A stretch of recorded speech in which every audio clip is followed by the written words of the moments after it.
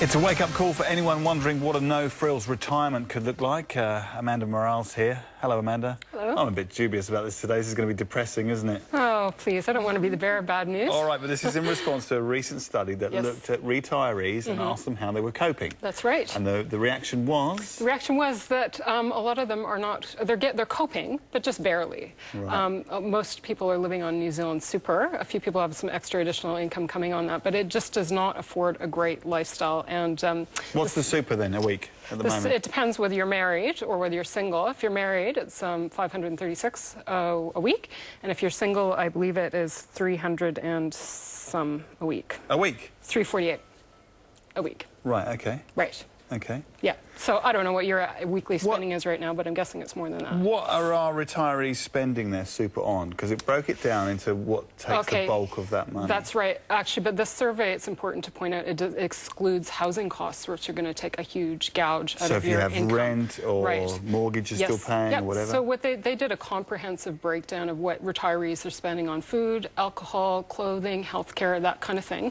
to find out exactly how much they're allocating for those specific areas.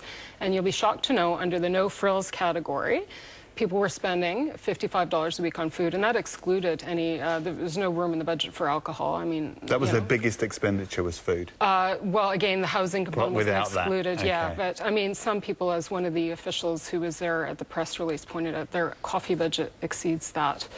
Their coffee budget exceeded what? Well, you're drinking retirees? Lattes every week, right? There goes your food allotment. So it's tight. Choices, it's an extra $236 a week. Offers you exactly what it says. Choices. You know, you have a bit more money to spend on going to the movies, or travel, or you know, theater. You know, possibly saving for a trip abroad, that kind of thing. How are our retirees supplementing that income? What are they doing? Did they invest wisely?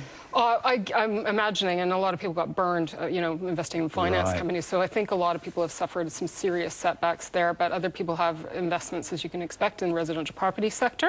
So they're kind of living off of that. Other people have some investments, alternative investments outside of that. They did find that there are substantial, they didn't break it down, but people are drawing in some extra income. So New Zealand Super alone will just barely cut it. Do you think they should have to draw in that extra income, or having paid into the system all their lives, that they should be entitled to a pension that covers them? There's this whole issue of entitlement. I don't know. I love putting you on the spot, Amanda. I know you do. Anyhow, what's been done is done. That's the system. Okay. I guess the message is for people like us, you know, you can learn from what people are getting by and use it, apply it to your own personal situation. So these numbers are really valuable in being able to budget for your own future in terms of, look, do I want to live like that? Can I get by recycling my tea bags and not traveling and not going to the movies, you know, ever? Or do you want to start stocking up and squirreling away your money so you have a bit more breathing room in old age? Well, most of us are struggling to pay for the family home, and we may be thinking that that is our nest egg for retirement. Right. Is that a fact? Do people then downsize and use the spare cash to see them through? Or there are schemes where someone will buy your house and then pay you like a reverse mortgage, as it were? Well, everybody's doing it, you know, relying on a different sort of strategy, but I think conventionally people have done that. They've downsized the home, and maybe that's afforded them the extra income, and it's worked. But keep in mind that houses, you know, there's this expectation that the values are going to keep going up and up and up, but who's going to be able to afford those houses? You know, today's generation, I think a lot of kids have given up, those in their 20s, of ever owning a home.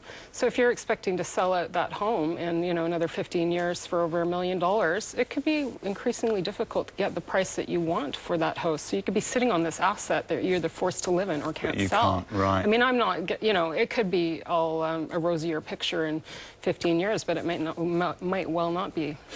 What should we be doing now, then, to prepare ourselves? Is KiwiSaver a good idea? Private super funds, bearing in mind there is such pressure on every dollar that we earn at the moment. Yeah, a lot of retirement experts suggest that you should have your own private savings, then a workplace savings, KiwiSaver, another comparable scheme, and then New Zealand Super on top of that. But again, there's this whole issue of the sustainability of the New Zealand Super. Will it be around in its existing form when it comes time for us to retire? I'll have a guess, no. Financial planners say don't bank on it. So when you put in your projections in the retirement calculators to exclude it, look at it like a bonus.